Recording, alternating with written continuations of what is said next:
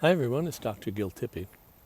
This piece that I'm going to show you now is me consulting to a clinician in another country.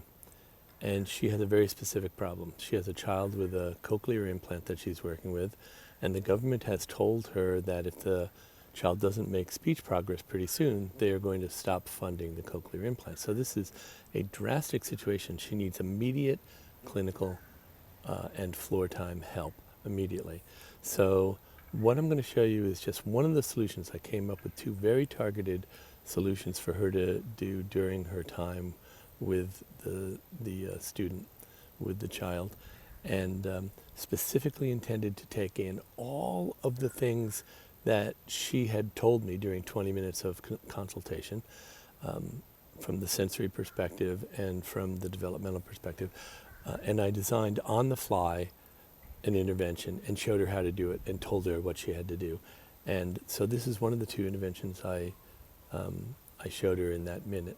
So I just thought you'd like to see what it looks like when you're consulting in a tough situation with some real demands, and you have to come up with a practical solution in that moment, and you still have to do it with some joy and some excitement. So here you go. Watch this. Let's think about him. He's terrible in terms of balance. He's got really bad strength, so he needs more strength. He seeks visual stimulation. He was staring at the lines on the floor when you were swinging him. He seeks vestibular stimulation. He puts his head down while you're swinging him. That gives you a lot of vestibular. He likes proprioceptive feedback, so it has to be rough and something so he can feel his body. And he likes music as an interaction. Put all of those together and you have your intervention for right now, for today. So you put all those things together. So how about this?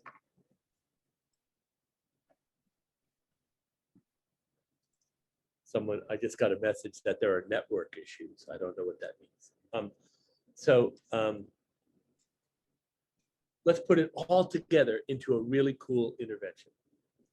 So this is what I would do. I would put him in a swing, and I would get 2 drumsticks that he can hold with big soft ends on them.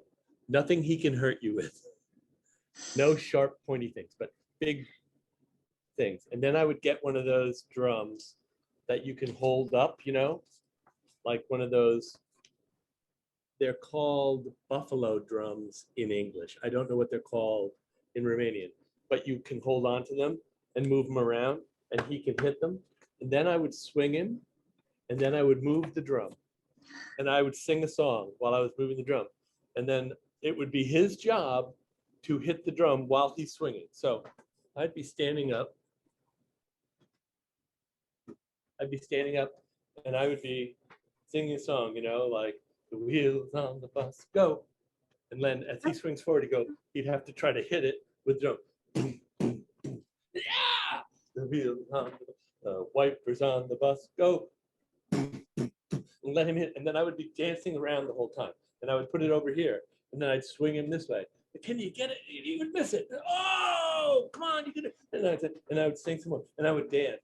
And you would want him to have proprioceptive from the swing. You want him to have to cross the midline. So I would hold the drum over here while he's having to reach across here. He's got to reach across his body to start hitting things. This high five, I wouldn't do it anymore. I'd say, use this hand to high five me over here so that he has to reach over and cross his midline all the time. So I would dance around, I would sing the whole time, and I would have a drum. So the visual piece is he's got sticks in his hand that he can move across his visual field. So that will light up his visual field. The vestibular piece is the swinging. The The proprioceptive piece is the swing encloses him. He's controlling the sound because he's hitting the drum, right? And the musical piece is you're singing and going back and forth and dancing. And it's that kind of an intervention that he needs, right? So we're paying attention to all of his tremendous needs, but also the things he likes to do, and always thinking the whole time, this has to be a communication between the two of us. Or you could put him on a ball, a bouncy ball, and you could have him have the drum, and he could be bouncing, and he could be you both singing together, and then you could hit the drum hard so he feels it. And then he's bouncing some more, and he's working on his core strength, but he's also working on his cerebellum, the little brain at the bottom of your brain, which is where balance and coordination comes, but also language and meaning gets routed through there. So you want him to constantly be trying to control his balance while you're singing with him, while you're hitting drums with him. Or I got a better idea. You could give him a big stick. He's sitting on the ball, and he could hit the ball, and you could hit the ball on the other side. And so you could hit the ball, and he could feel it through his butt, and then he could hit it, and he could feel it through his butt, and then you could be singing, and then he could be bouncing at the same time. Because what you're trying to say to his brain is, we need to get together. Mm-hmm. We need to start working together. And that's a really simple intervention that covers visual, vestibular, proprioceptive, and also works on the functional, emotional, developmental capacity 4 that you want him to work on. And if you do that, he'll get better quickly.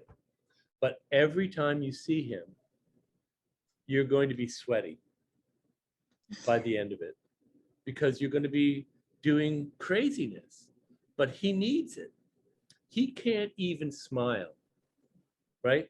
His face isn't even giving you emotion. And because he's working so hard on all these other pieces, and you're going to be his example. You're going to be the crazy, out of control example who loves him and who wants him to have what he wants, and who needs him to help, and who is going to dance and sing and play different musical instruments, and you're going to be it. And if you do that, he'll start talking, or he'll start trying to talk, and then they'll adjust his cochlear implants, and then everything will go well. But you have to do that every time. That was just a little snippet, and I hope you liked it. That's the kind of thing that I'm lucky enough to be able to do because of my years of experience, because of all the kids that I've seen, because of my supervision in Floortime, because of all the time I've spent with occupational therapists, physical therapists, speech and language pathologists, clinical music therapists, psychologists, working in the DIR Floortime model. An intervention based on what the clinician said and based on the child's needs immediately in the moment. So thanks so much, Dr. Gil Tippy. I'll see you again soon.